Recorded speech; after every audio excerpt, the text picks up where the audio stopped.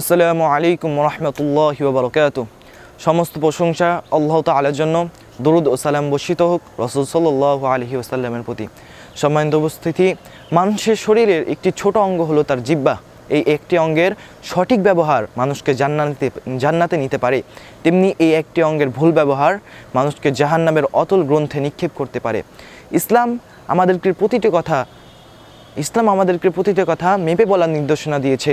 আমরা অনেক সময় হাসি ঠাট্টা চলে, কাউকে কষ্ট দিয়ে কথা বলি, মিথ্যা কথা বলি, মনে করি কথাগুলো তো শেষ হয়ে গিয়েছে, কিন্তু না, আমাদের সমস্ত কথা আল্লাহর কাছে সংরক্ষণ হচ্ছে।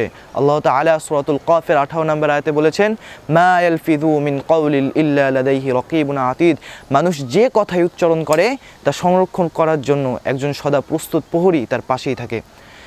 আমাদের প্রিয় নবী হযরত মুহাম্মদ সাল্লাল্লাহু আলাইহি ওয়াসাল্লাম একজন মুমিনের পরিচয় দিতে গিয়ে চুপ থাকার বা ভালো কথা বলার গুরুত্ব বর্ণনা করেছেন। তিনি বলেছেন, মা কানা ইউমিনু বিল্লাহি ওয়াল ইয়াউমিল আখিরি ফালইয়াকুন খায়রান আও লিয়াসমুত।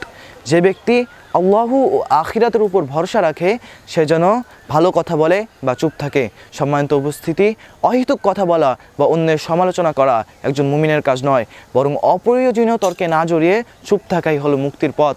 সম্মানিত উপস্থিতি, আসুন আমরা আমাদের জবানকে আল্লাহ তাআলা জিকির ও মানুষের সাথে সুন্দর আচরণের মাধ্যমে পবিত্র রাখি। আল্লাহ তাআলা আমাদের জবানকে হেফাজতে রাখার তৌফিক দান করুন। আমিন। আসসালামু আলাইকুম ওয়া রাহমাতুল্লাহি ওয়া বারাকাতুহু।